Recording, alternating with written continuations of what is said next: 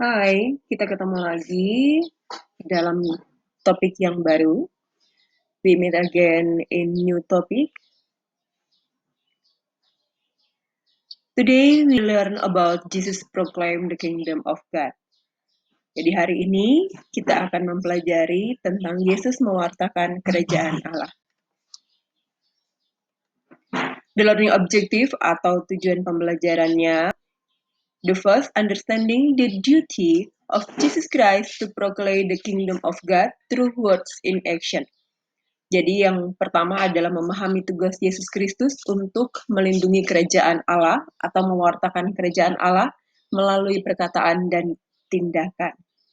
Yang kedua, conducting activity relate to involvement in proclaiming the kingdom of God through words and deeds. Melakukan aktivitas yang berkaitan dengan keterlibatan dalam mewartakan kerajaan Allah melalui kata-kata dan perbuatan. Nah, itu saja yang akan kita pelajari sebagai tujuan pembelajaran setelah mempelajari topik ini. Dan sekarang kita akan lihat karakter education objective atau tujuan pendidikan karakter. The first discipline, be disciplined.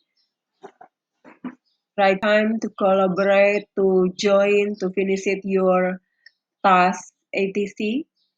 Collaborate. The second, collaborate, kerjasama dalam kelompok. And the third, honest, jujur. Kamu bisa mengutip pendapat orang lain dari media sosial atau internet, tapi kamu harus menuliskan dari mana alamat yang kamu ambil atau pendapat yang kamu ambil tersebut.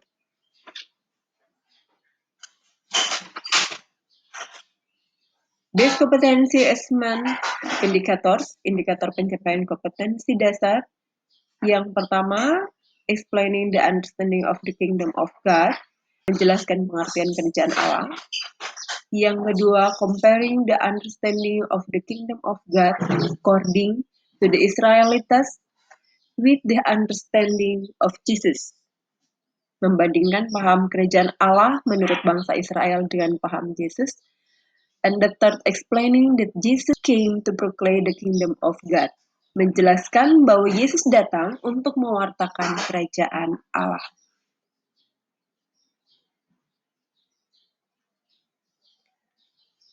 Nah, untuk mind mapping-nya atau pemetaan konsepnya, konsep berpikir kita, yang pertama, topik besarnya adalah kerajaan Allah sebagai pokok pewartaan Yesus.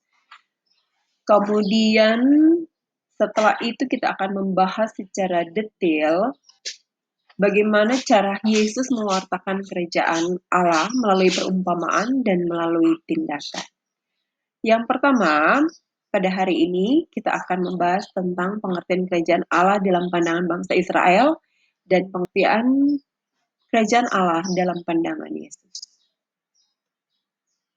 Nah, sekarang kita akan lihat masuk dalam topik yang sebenarnya, yaitu pengertian kerajaan Allah dalam pandangan bangsa Israel. Ada 3 pandangan bangsa Israel. Yang pertama yang bersifat politis. Apa artinya? What's the meaning of it? Kerajaan Allah akan damai dan sejahtera jika Allah tampil sebagai tokoh politis dengan gagah berani memimpin bangsa Israel melawan penjajah Romawi dan penindas rakyat. Kita harus ingat, pada masa Yesus, bangsa Israel sedang dijajah, sedang mengalami penindasan dan penjajahan dari bangsa Romawi. Bahkan bukan hanya bangsa Romawi, tapi juga dari sesamanya sendiri. Yang kedua, the second, bersifat apokaliptis. Kerajaan Allah akan tercapai bila Allah menunjukkan kuasanya dengan mengguncangkan kekuatan langit dan bumi, sehingga dunia baru akan bangkit dan membebaskan manusia dari penderitaan. That's the meaning of the second view of Israel. And the third, bersifat yuridis religius. Allah meraja secara hukum sampai pada akhir zaman. Jadi dimulai saat ini, mulai zamannya Yesus sampai berakhir di akhir zaman. Allah menyatakan diri sebagai raja semesta alam dan menjadi hakim dengan hukum Taurat sebagai aturan utamanya. Jadi Allah sudah ada, sudah meraja dari awal dunia ini diciptakan sampai pada akhir zaman. Itulah yang dimaksud dari pandangan bangsa Israel yang ketiga, yaitu bersifat yuridis religius. Nah, bagaimana pandangan Yesus sendiri tentang kerajaan Allah? Yang pertama, ciri khas pewartaan Yesus adalah kedatangan Allah sebagai penyelamat akan segera terjadi. Jadi, ciri khas pewartaan Yesus itu sendiri bahwa Allah akan datang sebagai penyelamat dan itu segera terjadi. Kemudian, pewartaan Yesus bertujuan pada pertobatan manusia. Pewartaan kerajaan Allah adalah pewartaan kerahiman Allah, pewartaan harapan. Karena itu yang diminta adalah pertobatan manusia. Pandangan Yesus tentang kerajaan Allah juga menitik beratkan pada kerajaan Allah adalah panggilan dan tawaran. Manusia harus menerimanya dengan sikap iman yang diwujudkan dalam perbuatan baik. Nah, ini kamu bisa lihat dalam sabda bahagia, apa yang dimaksud dengan kalimat ini. Salah satunya adalah berbahagialah kamu yang miskin, maka kamu yang akan empunya kerajaan surga. The kingdom of God is a call and offer, panggilan dan tawaran.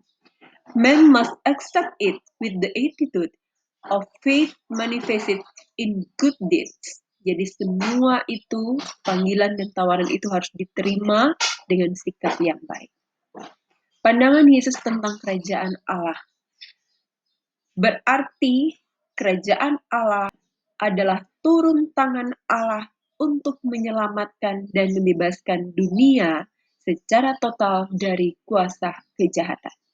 The kingdom of God means the hand of God to save and liberate the world in total from the power of evil.